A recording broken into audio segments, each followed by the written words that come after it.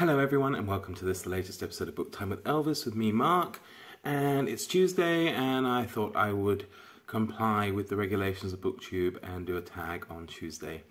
And this is the book nostalgia tag created by Noah. Everyone who reads it must converse. And I was very kindly tagged by Summer at Cozy Reading with Quaker Cats. Right then, so let's dive in. There are a few prompts here, original ones by Noah and then some added by Summer, which I will answer. I just realised now that the camera's in front of the prompts, so I can't see them.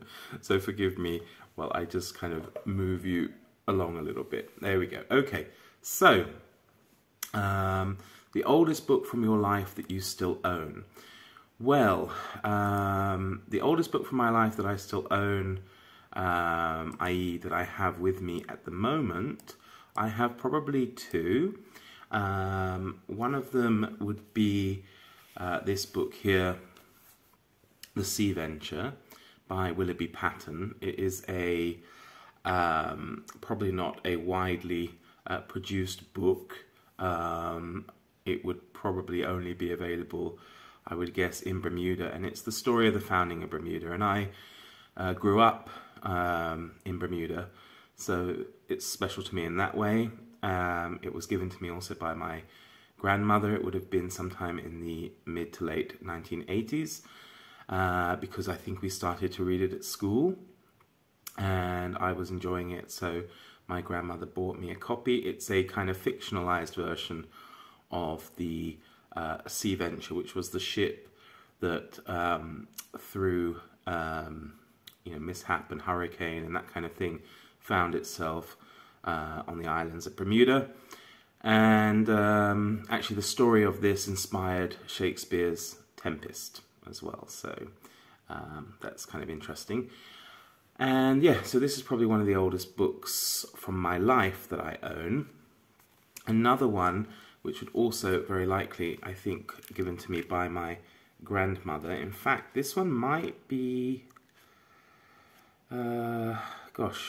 it's probably around the same age, and it's in very poor condition. It's an old Ladybird's book of the kings and queens of England, and it's only part one. I don't think I ever had part two, but then I was probably more interested in the kings from part one anyway. And actually, I've just seen in the front, where it's kind of falling apart, that my mother, I think, has written my name in the book. I don't know if it's mine. It might be my writing. We're quite similar when we print, and that was the class I was in, 2L. So that would take us to, what, 1986, 1987. So, yeah, and it is, just a book that has brief biographies of different kings and queens of England, starting with the Saxon kings. Actually, no, I think there's a little bit about England before the Norman invasion there, with the Saxons also before there were kings and queens of England. Then starts off with Alfred the Great and moves all the way through to, who's the last king in this book? The last king is Richard III. So the last king there is Richard III. Some lovely illustrations, although I just saw one which would have been, I suppose, quite harrowing for a child there. It's Joan of Arc being burned at the stake there, and there's a nice kind of family tree at the back showing the lineage of those early kings. So yeah, that's one of the oldest books from my life that I own as well. The next prompt is First Loved Library Book.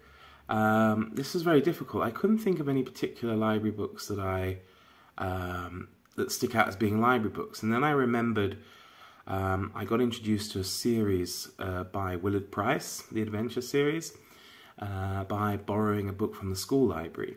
And then, of course, I asked for them.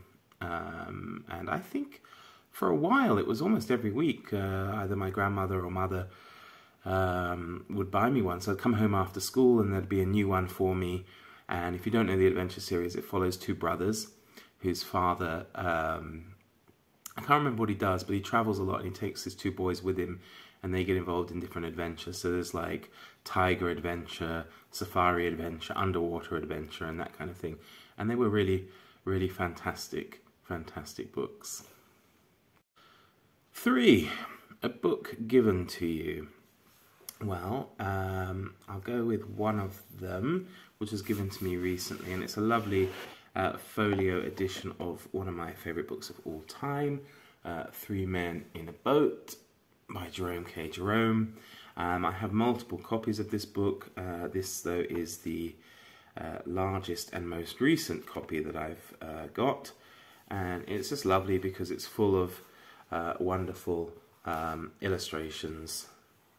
As you can see, oops, I have to apologise for the lighting. It is 9:30 in the morning, but it's a very grey day, and I've got the lights on, so hopefully it's not too bad. But yeah, this was given to me this year, back in July, for my birthday from my parents. They sent it and another book I'll show you for an answer to another prompt a little bit later. You've probably seen this. I did it in my birthday haul, so I won't harp on about it. Another book that was given to me was actually very kindly given to me by Summer at Cozy Reading and Quaker Cats, which is this book Cathedral by Ben Hopkins. I believe neither of us have read it as yet, but it looks like a fantastic book. It's all set around I think it's a fictional cathedral, following its construction, and then all the lives of people and the politics and intrigue that surrounds it. So I think it's going to be a fantastic read when we get round to it. Probably something similar to Follett's Pillars of the Earth, but yeah, I'm really looking forward to that when we get to that. So thank you again, Summer, for sending that. Next is a book recommended to you. A book recommended to me, well, it wasn't recommended to me specifically, but I saw it on his channel and I thought it looked really interesting, and that was Aaron Facer, and he read this book, The Traitor's Niche, by Ismail Kadari, and it follows the lives of people that are involved in, well, one man looks after the Traitor's Niche, which is like this niche in this square in Istanbul, which houses the heads of traitors, and also another man who's the courier who's dispatched to different parts of the Ottoman Empire to bring back the heads of traitors. And it was really good because it's really a study in authoritarianism and kind of draws many parallels to Kadari's own experiences living in Albania during Enver Hoxha's totalitarian rule there during the well, I guess during the middle to latter stages of the 20th century under communism. So yeah, very good. Thanks again, Aaron. Okay, number 5, a buddy read text. One that I will have to mention is Cold Comfort Farm. Not only because Summer mentioned it on her channel, but we both read that together as our first buddy read, and we both had similar opinions about it. That, you know, everybody raved about this book, but we couldn't really understand why. The book itself was, I would really say, disappointing, but the friendship that grew out of it is really special and really nice, and she's a great friend of mine. So for me, certainly it was a buddy read book that I'll always remember. So that's Cold Comfort Farm by Stella Gibbons. I don't have a copy of it here. I read it on ebook. So yeah, that's that one. Books introduced to you in school. Well, there were a couple. I can't remember the names of them. I think the works of Michelle Majorian, if that's her name. She wrote a couple of books like Coming Home, which was a very interesting book about a woman whose father returns home from the Second World War, and he suffers like post-traumatic stress and psychological damage. Sorry, I can't speak this morning. And I've forgotten to put my glasses on, so you can probably see I'm squinting a bit as well. So it's kind of like how their relationship develops. And that was really good. And she also wrote another one called Goodnight Mr. Tom, which was also set in the Second World War, and it was about a boy from London who comes from an abused background, and he lives in the countryside with this kindly old man. And I think he goes back, and it's the first time he's like experienced fresh air and living in the country, and he goes back to live with his mother, and the old man can't stop thinking about him, wondering if he's okay and stuff like that. So he goes up to London and finds he's living in just appalling conditions. I think his mother like burns him with cigarettes and beats him, or I can't remember exactly, it's a long time ago, but he rescues him and brings him back to the beauty of the countryside and a nice life there. So those were certainly introduced to me at school when I was in my early teens. And then as I got older, I was introduced to Chaucer, who I really enjoy. I enjoyed trying to read to myself Chaucer in the original, and I have a very nice old, I think it's from the 1930s maybe, 1930s collection of Chaucer's collected works in his original language. It was actually, there's a nice inscription here, it was given to somebody, L. Eastor, maybe, Eastley, I'm not sure, in Christmas 1940. So yeah, that's a nice thing, and I haven't read all of his tales, but I do like to try and read one a year if I can. I have another copy that is actually from school, and it's Neville Coghill's translation of Chaucer, so he translates it into modern English, and it's nice and easy to read. Because, you know, obviously we don't have to think too much about it because it's written in language more familiar to us. So I kind of try and give them both a go. And I've also got, I think, a retelling of the Canterbury Tales by Peter Ackroyd as well, which I hope to get to at some point. Oops. The next are, two: genre fiction that inspires nostalgia and literary work that inspires nostalgia. I'm not sure. I suppose these are genre fiction, but, you know, given, that they are classic works, I'm going to put them in both categories and use them for both answers. So people may not like it, but there we go.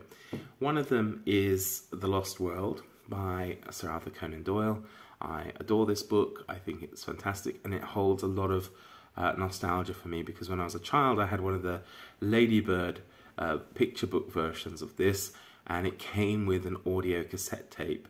Now kids, if you're watching that, cassette tapes were like a little plastic rectangle that we used to have to put into a machine, and it had tape in it that ran around, something like a VCR if you've ever seen one of those in the museums, and it would play back audio. It was kind of like a prehistoric MP3, but a physical thing. And it was fantastic, and it had great voices and everything, and it first introduced me to this, and it's a book I read and have reread on several occasions and hope to reread again, and if anyone's interested, then let me know and we can work out a time to read it, because I'm always up for reading it. As I am always up for reading the next book that I will use as an answer to this, and it's the other book I got for my birthday this year, which is a Folio Society version of Treasure Island. Fantastic, fantastic book. Never get sick of it. It also has some lovely illustrations in it, as you can see there. And it inspires great nostalgia in me too, because growing up I had... my mother had a friend who was a woman that she used to work with, and this woman was about the same age as her own parents. So her and her husband became like a third set of grandparents to me, and we used to visit them when we were coming back from Bermuda, and we would go and see them. And her husband Len, who used to be in the Royal Navy, and he served with them as well during the Second World War, he was a big fan of Treasure Island, and he would tell me the story himself, even without even needing the book, or sometimes we would read the book, and we'd always talk about pirates, and we'd watch the old 1950 Disney film with Robert Newton as Long John Silver. And yeah, he would always do the voices, and it was fantastic. And I remember once we went to, I was quite small, we went to some amusement park. I think it was, I can't remember if it was Thorpe Park. I think it was Thorpe Park, which English viewers might remember. And we were on board, I don't know if it was one of those trains that goes around or something like that. And suddenly it was attacked by pirates. The pirate got on, and he had a couple of slips of paper with him, and he said it was the black spot, and he tried to give it to me, and of course I was obsessed with this book, so I was terrified because I knew the black spot meant that the pirates would come for me. It probably meant certain death, so I screamed the place down and all this stuff, and I refused to take it. And then later I found out that the black spot, when presented to the vendor, actually would have entitled me to a free ice cream, which I missed out on. But there you go. I'm sure I've made up for it since. So, next, a spiritual text that inspires nostalgia. I was trying to think of this one. I'm not a particularly spiritual person. I've always had an interest in spiritualism and religion, but personally I'm quite without too much in the way of faith or anything like that. But one book that did give me some nostalgia when I was thinking about it is Benjamin Hoff's The Tao of Pooh, which is Benjamin Hoff's kind of explanation of the tenets of Taoism by relating them to Winnie the Pooh, and it's a fantastic book. There's a second one called The Tale of Piglet as well, but the Tale of Pooh especially holds nostalgia for me because when I remember discussing about life and things like this, a very dear friend of mine who lives in Japan, originally from Washington State in America, he had a copy of it, and he said, "Why didn't you read this, Mark?" And I said, "Okay." And I did, and I was glad I did, and I ended up buying my own copy as well, which is yet unread, but I definitely need to reread it. Super. Right, the next are questions added by Summer herself. Was there a book banned to you growing up? No, not really, but I'm sure if I had picked up anything unsuitable, maybe my parents would have told me that I shouldn't read it. It's funny, I remember films being banned to me more than books. I think my parents knew that if they said to me I couldn't read a book, then I would definitely want to read it. So they probably just imagined that the stuff that would be unsuitable for me wouldn't have been on my radar anyway. So yeah, I can't think of a specific incidents where any book was banned to me. Next one from Summer. When was the first time or first book that you could feel was written by someone from another country different than your own? Well, I've gone for this instead of taking this question in the exact way that Summer said it, because growing up in Bermuda, I was very much exposed to books from America and Britain, and I think Anglophone books, there's something in common pretty much with them anyway.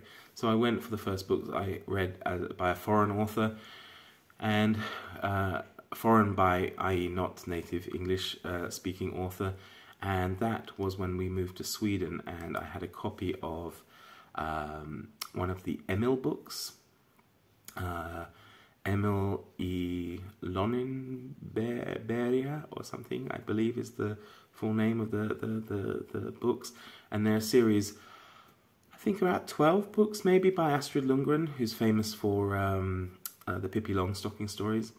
And I remember he was a cheeky chappy who kind of played a lot of pranks and had kind of fantastic thoughts and things like that. And I liked him so much that when I got a little gerbil as a kid, I called him Emil. So yeah, that's my answer to that one. Have you ever found anything in a book? Yes, I have, and I believe I've shown it on here once before, and that was in Dante's Inferno. And I found, it's Dante's Inferno, and it's part 1, yeah, Inferno, and I found this inside the book here. He who is near me is near the fire. So there you go. That was found inside there, which is a little bit creepy. I think, yeah. It's like when I was at boarding school, and it's nothing to do with books, it's just an aside, but I can't remember if it was in my room or my friend's room. One of the shelves in their wardrobe fell down, and on the back of the shelf was a Ouija board, which was pretty scary because it was like it just kind of fell down, and then we kind of got together and we were all trying to think, should we play it, should we try it? And then one of the masters heard about it, and he invited us round to tea. It sounds very Victorian, but he invited us round for drinks, and he told us about, you know, because he was quite religious, and he was telling us about this, and I think he kind of gave us some apocryphal story about something that happened to his old school when children messed with it, so, you know. But yeah, it's weird when you find things, especially when they're kind of related like that. I mean, I guess it's in there deliberately because, you know, fire, inferno, but I thought, oh, that's a bit spooky. Anyway, the last one. Do you have an upcoming read that inspires nostalgia? Yes, I'm doing a group read with a few people of Lorna Doone for this Victorian October event. It inspires a bit of nostalgia to me, for me, because I first read it when I was 13 or 14. I picked up a copy because when we used to go somewhere, I can't remember, I think it was like a garden centre or somewhere, we used to take a trip most weekends, and they used to have the old Wordsworth classic books for £1. And I think at the time I liked the cover because it had kind of like Civil War style, English Civil War style soldiers on the front. And it was a big thick book, and I thought, oh, this will be great. And I picked it up, and I remember reading it in school during the reading hours that we'd have. I think it was every Thursday morning as first lesson. So I would read that, and I read it at home, and I really enjoyed it. It was quite difficult for me at that age to read, and I don't remember a huge amount. I do unfortunately remember the ending, even though I'm going to reread it with people. But it's also, I suppose, a kind of forward-thinking nostalgia as well, because it's set in the area of England which my parents have moved to. So I haven't actually been down there yet, but they live there. So I suppose in one time or other it will inspire nostalgia in the future, but it has also that link to my early teenage years. Okay, everybody, I've spoken too much. I'll tag a couple of people. I'm not sure who's done it or not. I will tag Michael K Vaughan, Revenant Reads, Aaron Facer, because I mentioned him. Who else? Maybe Shelly Swearingen. She might have done it. I haven't seen it. And Teacup Storyteller, Becky. I hope I've got your name right this time. I should have looked it up. All right, everybody. Thank you very much for watching, and I look forward to seeing you all again soon. Take care. All the best. Bye.